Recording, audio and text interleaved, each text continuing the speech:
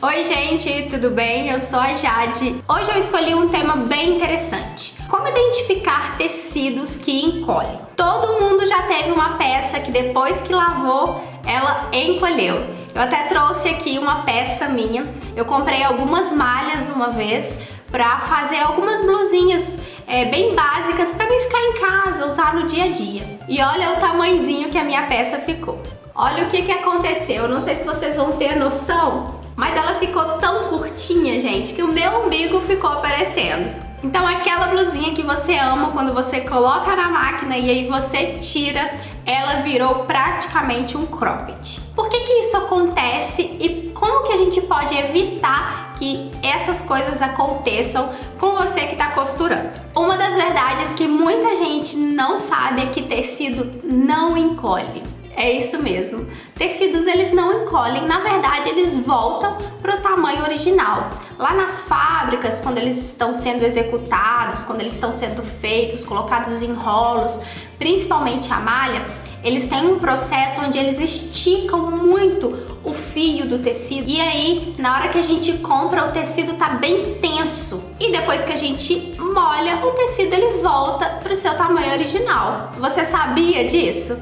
É bem verdade que algumas indústrias têm feito com que esses processos eles diminuam. Então nem sempre todos os tecidos que você vai comprar ou que você compra tem esse problema, ou que na hora que você lava ele encolha muito, mas alguns, como por exemplo a minha blusinha, encolheu. Então, como saber quais são os tecidos que encolhem? Uma regra geral é que tecidos de fibras naturais geralmente encolhem muito. Algodão, lã, linho e também alguns tecidos sintéticos, como a base de celulose artificial, que é a viscose, tende a encolher bastante. Uma das soluções que você tem é optar por tecidos que contenha nylon ou poliéster. Porém, nós sabemos que esse tipo de tecido talvez não seja uma boa escolha, por exemplo, em dias quentes ou em estações quentes como o verão, porque eles dificultam muito a transpiração natural da nossa pele. E geralmente eles não são tecidos tão macios como um algodão, por exemplo. Então, como minimizar o encolhimento? Uma das dicas fundamentais que a maioria das costureiras tem é molhar o tecido antes de fazer a peça.